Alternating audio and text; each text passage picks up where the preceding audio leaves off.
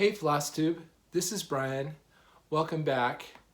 This is my 43rd FlossTube video, and I thought that I would try something a little bit different. I thought that I would try to do more frequent updates rather than monthly, just to see how it goes. So this is my update for the past week that I've been stitching. First of all, I want to welcome you. If you are new to my channel, welcome. I hope that you enjoy the things that I have to share with you. If you're returning, thank you for coming back and watching me. I enjoy hearing from you. I enjoy receiving comments from you and hearing your comments and advice. The first thing I want to do is I want to respond to some of the comments that I had since I posted my last video. And I just have a couple. First of all, Janet Faith asked me on Autumn Magic if I was stitching 1/1 or 2/1. I am stitching Autumn Magic 1/1. And when I first decided to start that piece, I read somewhere that stitching with 2 threads over 1 made the fabric really stiff, and that it got to be to the point where it was very difficult to pull your needle through the holes. So I decided to use 1 strand of floss. And I am happy with that decision, because even with 1 strand of floss, there are times when things get really tight, especially in areas where there's lots of confetti. Where there's lots of confetti, I end up with lots of strands on the back, and that makes it hard for me to pull the needle through the fabric. So I'm happy that I'm only using 1 strand of floss. If I were to stitch that again, or if I were to start another Heaven and Earth design or a full coverage design over 1 like that, I think I would go up to 28 count fabric. Right now I'm stitching on 25 count. And the reason why I think I would use 28 is because I'm not really happy with the coverage on my piece in some places, especially with the black. So I think 28 count would give me a little bit better coverage. So anyway, I also had Christine, Every Stitch of Pleasure, commented on my musing about whether or not I was going to stitch cross country. She said that when she started stitching diagonally like I do, that she noticed a difference in the texture of the stitches. And I hadn't considered that. That kind of makes me pause a little bit, because I really don't want to try something and not like it and then have a part of the design that sticks out because the texture looks different. So I'm still wondering what to do, and I'm gonna consider that. I have a while before I pick up Autumn Magic again, so I'm gonna think about that a little bit more. Another question that I received that I didn't answer in my last video was from Lindy Stitches, Stephanie. And by the way, Stephanie, congratulations on your success at market. I am really happy for you, and was really excited to hear about your experiences in your last video. Stephanie asked me how many head of cattle my parents have. My parents have about 200 head of cattle. That's about the number of cattle that they have year-round. Of course, when they calve, they get about 200 calves. And then in the fall, after the cows come back off the range, they keep the heifers and they sell the steers. And of course, you have cows that get too old that also get sold. And so that makes it so the herd stays right around 200. So yeah, it's like I said, that's always an interesting operation. Cows are a lot of work, especially now when they're calving. They're probably getting close to the end of calving season, but that is a really busy time for them.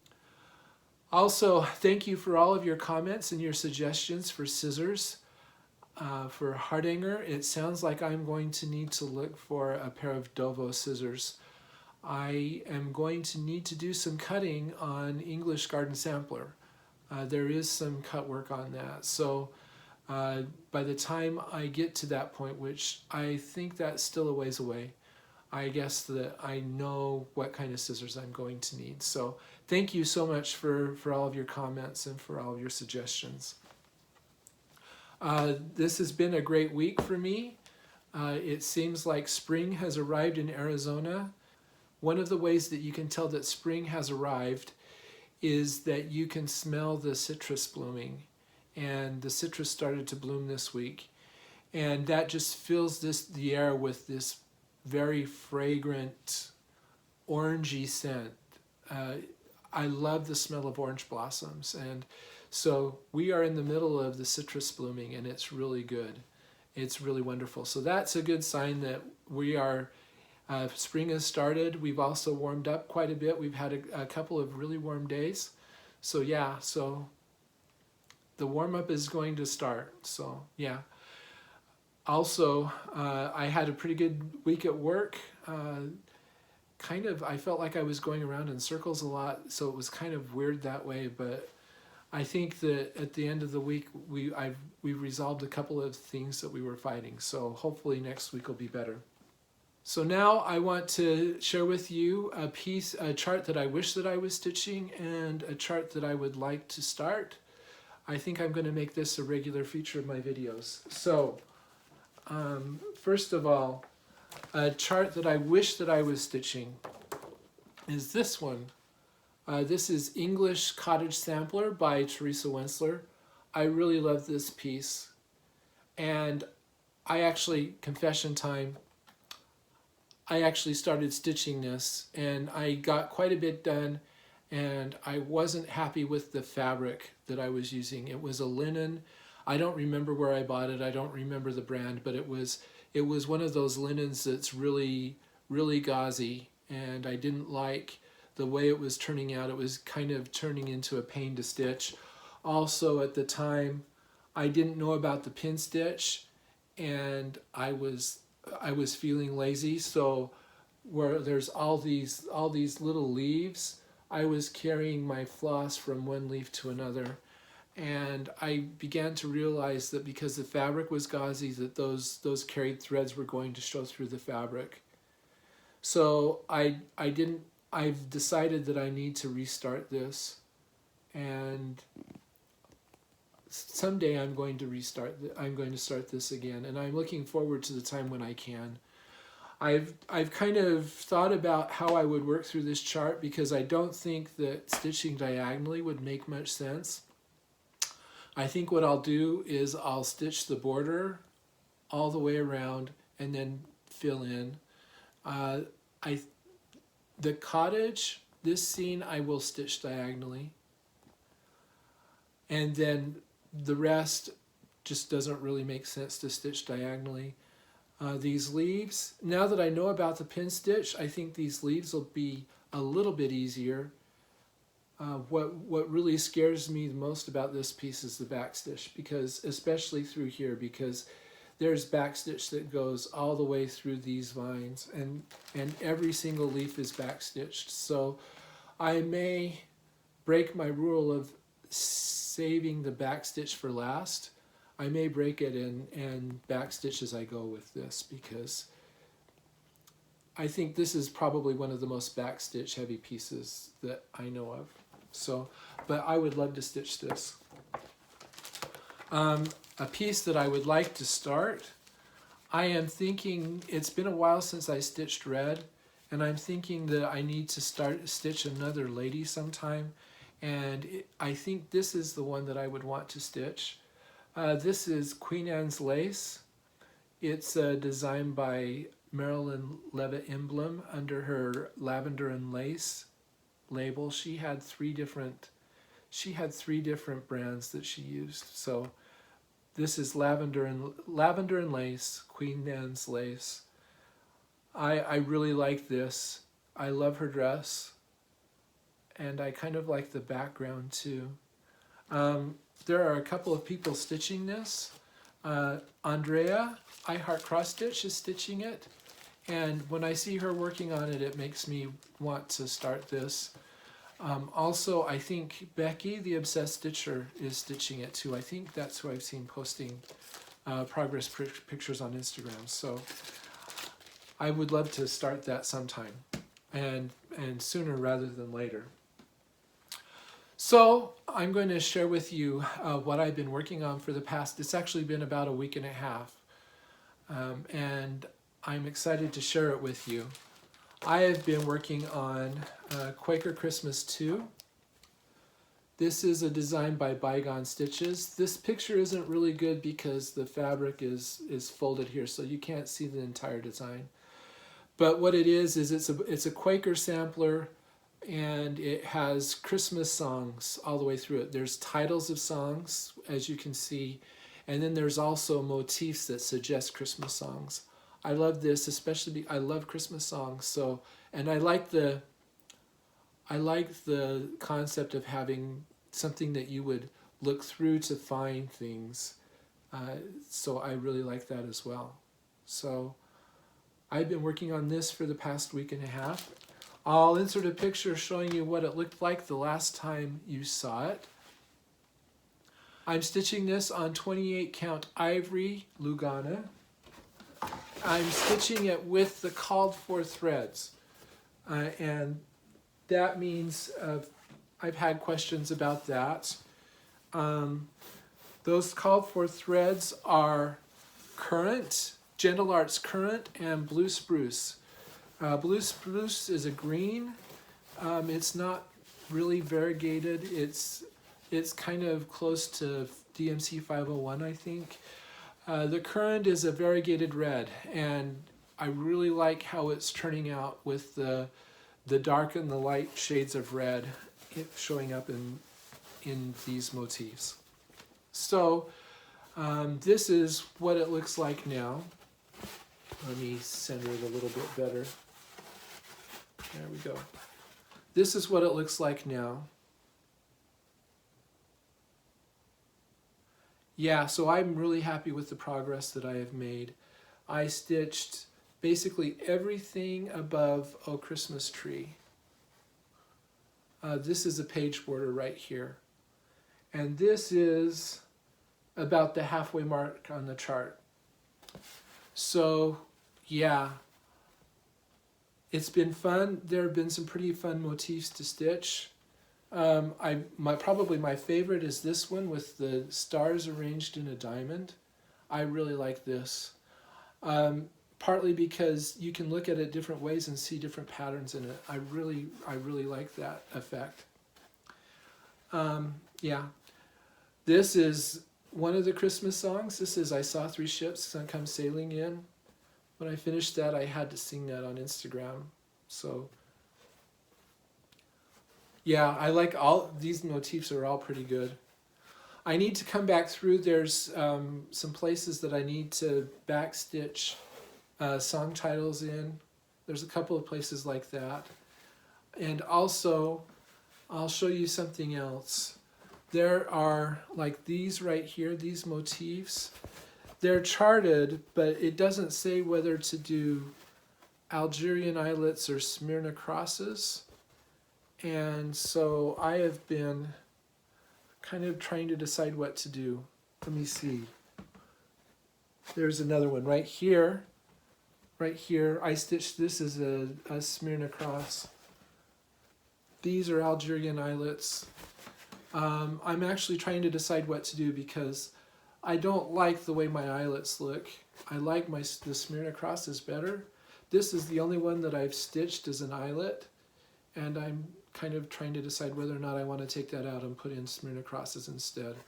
I think that if I kept this as an eyelet, then I would have to stitch eyelets somewhere else so that it didn't look like I had this one strange place and then everywhere else Smyrna crosses. So what do you think? I'm curious to know what you would think, what I should do. Should I change this to a Smyrna cross, leave it? Should I put more eyelets in? What do you think?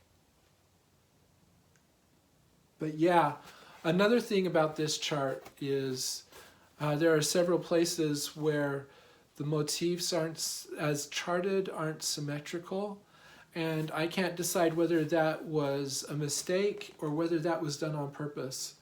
Sometimes it offends my sensibilities so much that I make them symmetrical. So yeah, so kind of be aware of that if you work through this chart, that there are some places, and they'll be obvious to you. There are some places where there may be a mistake or not. But yeah, no, I really have enjoyed working on this. And this is, I mentioned, this is the piece that I have decided I'm using to enter into Gerald's large project finish competition. And I'll link to that below if you haven't heard about it. I'll link to his video explaining that. I think I can do it. My spreadsheets say that I have about 4 weeks left to stitch it. And I can do that. I think what I can do is the next time that this comes up in my rotation, I can stitch for 2 weeks instead of 1. And I think stitching it for 2 weeks will give me a finish before Gerald finishes Henry. So Gerald, this is the one. So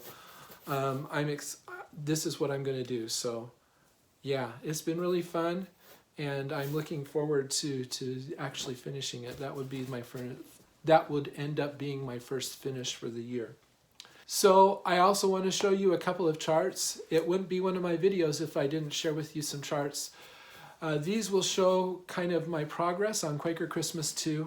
This first chart is basically, I call it my block log. And when I refer to a block, I'm talking about a 10 by 10 block of stitches that on the chart is denoted by thicker lines. So the top line on the left is the total number. It starts at the total number of blocks that are in the design, and it drops to show how many blocks are remaining to stitch. And the bottom line is the number of blocks that I have stitched. So you see that as time goes by, those lines start moving together. And when they do that, when they cross, that means I've hit the halfway point. And you'll see that they crossed this last week that I was working on this. So that's exciting. That means that I've hit 50% point on this part, on this piece, and I'm halfway through. Just to prove that, here's another graph that shows the percentage that I've stitched over time, and you'll see once again I hit that 50% line this week. So that's really exciting. Here's another graph. This graph is used to kind of predict when I will be finishing. I am interested mostly in this line, which is an exponentially smoothed curve that shows that kind of shows how much I'm stitching on a regular basis. And that indicates, I use that line to say whether, basically to predict when I will finish, because I can say if I continue to stitch at the rate that I have been stitching, and I didn't stop and I continue to stitch, this was when I would finish. That line right now is pointing to around the 22nd of April, which is a month away. So that's where how I know that I have about 4 weeks left to stitch on this piece. Okay, so that's what I've been working on this week. I'm really excited about that. So now I'm going to talk a little bit about my plans. And it's time to stitch. It's time to pull out English Garden Sampler. This is another design by Teresa Wentzler. There are times when something comes up in my rotation and I don't feel a real desire to stitch it. There's a little bit of resistance, but I find that if I push through the resistance and actually start stitching, that things are fine, that I actually enjoy stitching. And there's a little bit of resistance with this one. That's kind of why I would prefer to be stitching this one. They're both kind of similar, right? They're both Teresa Wentzler designs. This one, I actually like this one better than this one. But as I said, I stopped working on this because I didn't like the fabric, and I had already started this one, so I decided I was going to work on this one until it was finished. And then my plans are I'm going to start English Cottage Sampler when I finish English Garden Sampler. So yeah, the resistance is strong with this one, but I'm going to push through and stitch it. Yeah, so I'll show you where I am right now, so that next week we can compare what my finish is. So this is what it looks like right now. And of course, this is the way it was the last time you saw it. I expressed a lot of that I was tired of this, and I had several people suggest that I move down and work on the alphabet and work down here. And that's a good suggestion, but I think I want to power through because this is going to bug me until it's finished. And I know once this scene is finished, I think everything else is going to go a lot better. So I think I just want to power through this and get it finished so I don't have to worry about it anymore. So this, of course, is the peacock's tail. And I think this diagonal is going to finish the peacock's tail, and then we're going to start seeing the peacock's head over here. And of course, I'm hoping to get at least a couple diagonals done this week. I am to the point where my diagonals are getting smaller. That's good. It's going to start feeling like I'm making a lot more progress because of that. So that's always a desirable thing to have happen. So yeah, so you can check in with me next week, and we'll see how much I was able to get to stitch on English Garden Sampler. So that's all I have to share with you. And I hope that you have a great week. As always, you can follow my daily progress on Instagram. I am at blitstitch, and I would be glad to hear from you there. As always, I hope that you have a great week, and we will talk to you later. Goodbye.